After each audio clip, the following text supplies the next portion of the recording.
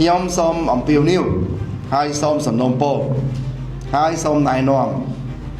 ធ្វើម៉េចកងកម្លាំងរបស់យើងគឺកុំពាក់ព័ន្ធកុំនៅពីក្រោយបត់ល្មើសលបែងស៊ីសងខុសច្បាប់ហើយខ្ញុំបានអញ្ជើញអស់លោកមកសច្ចាហើយថាបើមានពាក់ព័ន្ធនៅក្នុងមូលដ្ឋានរបស់យើងសូមចុះចេញឬសូមលាលែងពីតំណែងទៀតណាមេប៉ុនតិចភ្លេចទេបាទជលមន់ហ្នឹងយើងចង់ទៅកដោបហ្មងកដោបឲ្យដូចបោះសំណាញ់មកសំណាញ់នឹងទប់ហើយថតហ្មងយកកម្លាំងរបស់យើងទៅព័ត៌មានរបស់យើងទៅថត live មើលថតលេខឡានទិញអីបានលេខឡានលេខម៉ូតូកុំនៅពីក្រោយលបែងស៊ីសងมันអាចមិនដឹងបានទេដឹងកន្លែងណាជលមន់កន្លែងណាលេងបៀកន្លែងណាចាក់អាប៉ោងកន្លែងណាកតុយលេខ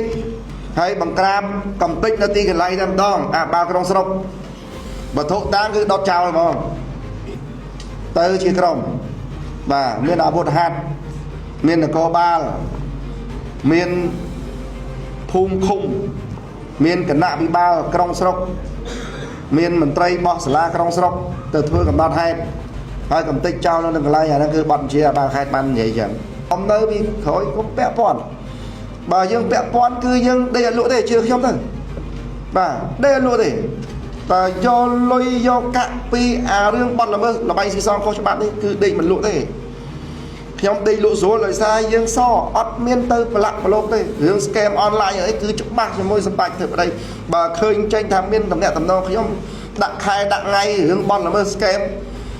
សម្បត្តិធ្វើអីធ្វើចោះប៉ុន្តែក្នុងករណីត្រីងៀតឆ្លៀតពងនៅពីក្រោមខ្ញុំសូមឲ្យបុគ្គលណាធ្វើបុគ្គលនឹងទទួលខុសត្រូវតែកុំឲ្យត្រីមកកត្រកត្រីសុយមួយសុយទាំងអស់អត់ទេ